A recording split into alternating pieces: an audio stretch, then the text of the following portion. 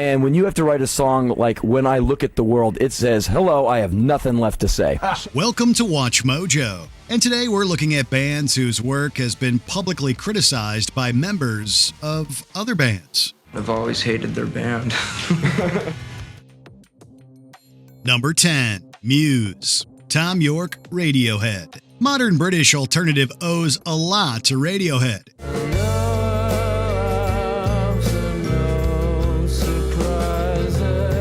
It's certainly no surprise that they were named an early influence by electronically infused prog rockers Muse. But that connection has gradually been downplayed, likely because of an unlikely band feud.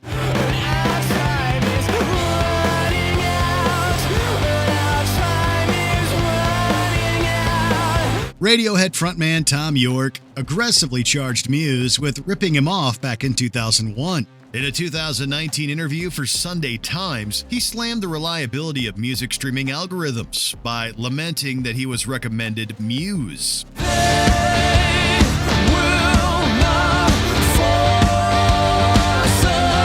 Apparently, York isn't mannerly about his disdain. In a 2010 Panorama interview, Muse drummer Dominic Howard described an encounter with York that nearly came to blows. He also insisted that he still respects Radiohead's music, but York suggests that it's knives out on his end.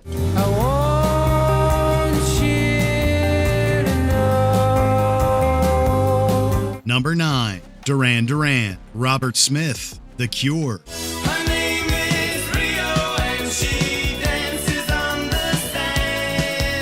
With funky anthems and a suave image, Duran Duran exemplified pop rock in the 80s. With The Cure exemplifying its cynical antithesis, Robert Smith was naturally not a fan. You, soft and lonely, you, lost and lonely.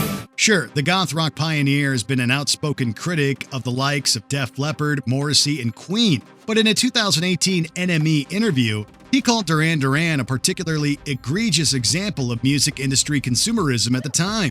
Why do they smile and you just made $1 million?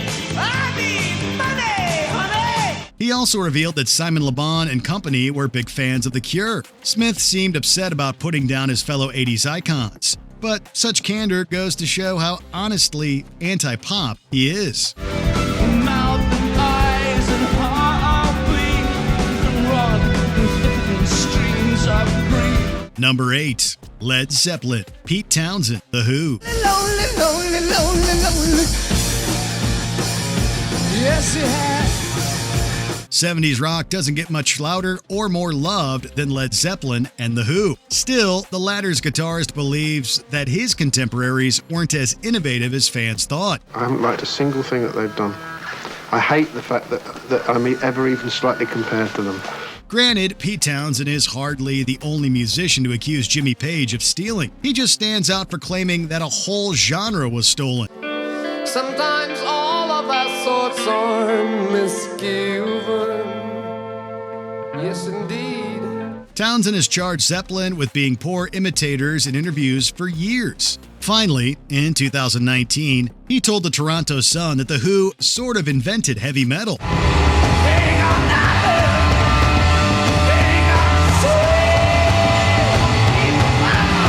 Whether that claim is valid, he just plain doesn't like Zeppelin's music. Both bands are respected as titans of one genre or another, but Townsend is quick to dismiss any comparisons. Number 7, Green Day, John Lydon, The Sex Pistols / Public Image Limited. I am an antichrist. I am an antichrist. Since his days as Johnny Rotten, this legendary punk frontman has even been outspoken against fellow musicians. The rants against more commercial rockers suit John Lydon's public image, yet his feud with Green Day is especially nasty. I heard it all before.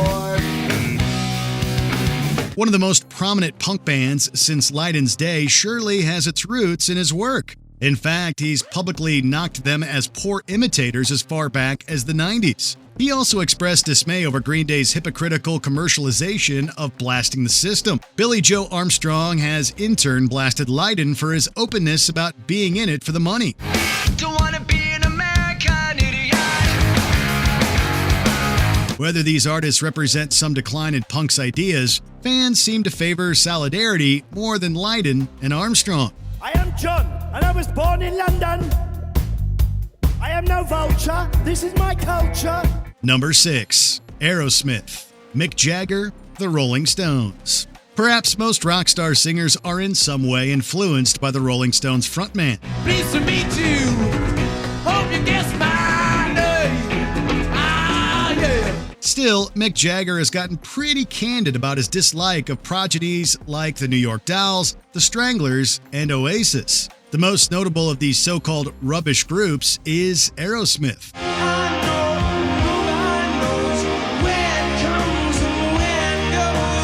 Despite their innovative hard rock, Jagger accuses them of ripping off the Stones, especially with regard to Steven Tyler's stage presence. This is a sore spot for the legendary vocalist who told the magazine Rolling Stone that he resented early comparisons to Jagger. Jagger is clearly no less frustrated by this. Though he once described Tyler as almost too bloody sweet during an encounter, his emotions for Aerosmith's music are pretty bitter. I thought that was awesome! I have 3 things to say about it. Ow! Wow! And fuck, fuck, fuck, fuck, fuck! Number 5. The Monkees. Jimi Hendrix, The Jimi Hendrix Experience. To promote their band in the U.S., Jimi Hendrix's UK-based band opened for the Monkees in 1967.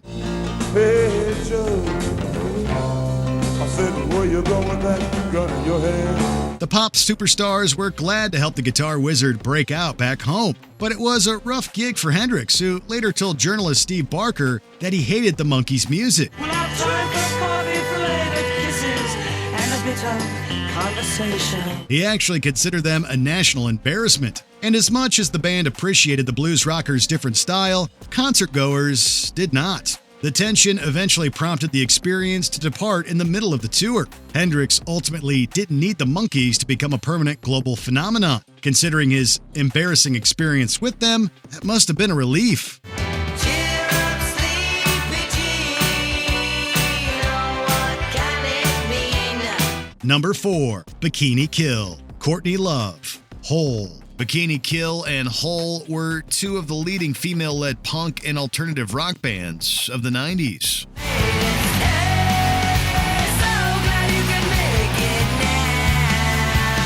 But Solidarity was a tall order for Hole singer Courtney Love. She and Bikini Kill's Kathleen Hanna famously got in a fight backstage at Lollapalooza in 1995. That's the whole thing that pissed me off, is that later people were like, they fought. There was this rivalry and they fought. It's like, dude, I was standing there watching a band and Courtney walked up and attacked me. 24 years later, Love took to social media to dub Bikini Kill the biggest hoax in the history of rock and roll. She then elaborated that she found them amateurish and superficial.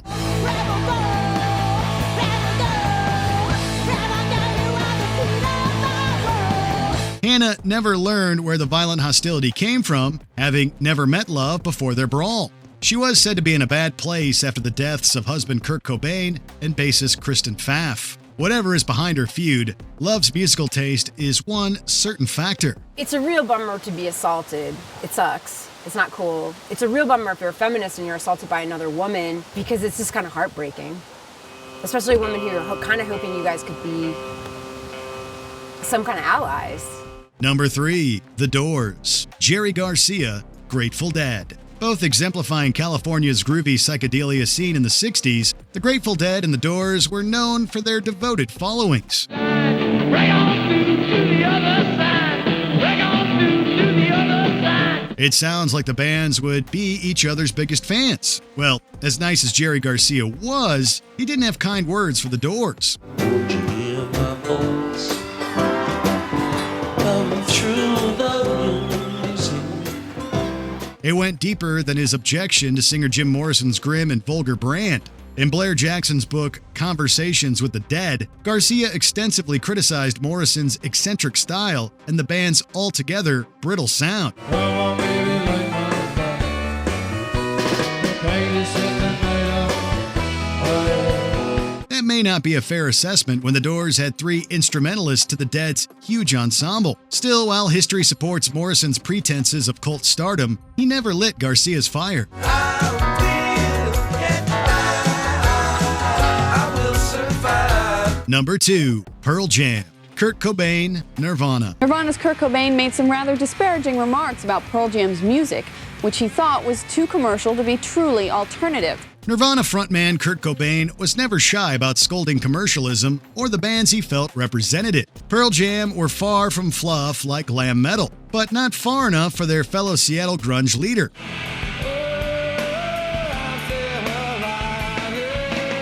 He lambasted Pearl Jam's corporate-friendly classic rock influences in multiple interviews. He went so far as to call them posers who exploited the grunge movement.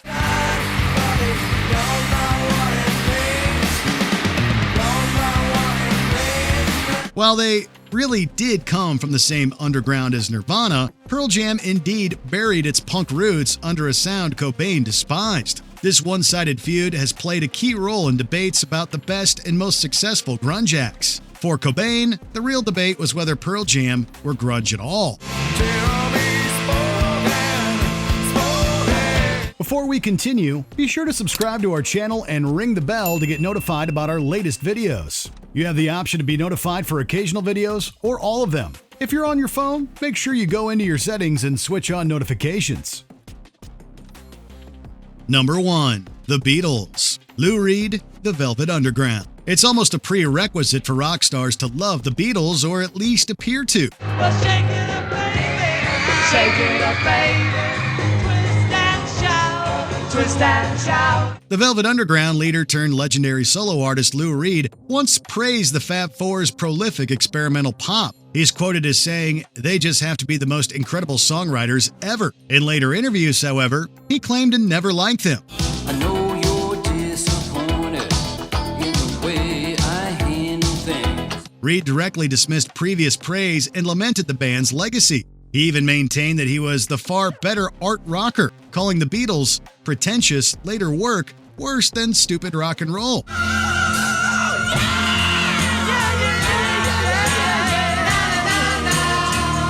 While Reed was always frank about his musical tastes, his hot take on the Beatles is complicated. Drummer Ringo Starr accepted the criticism, but was glad that most people liked his band. What's your favorite unfavorable comments from one musician to another? Dish in the comments. I mean, I've realized that, the same people that like our band like their band, so why create some kind of feud over something?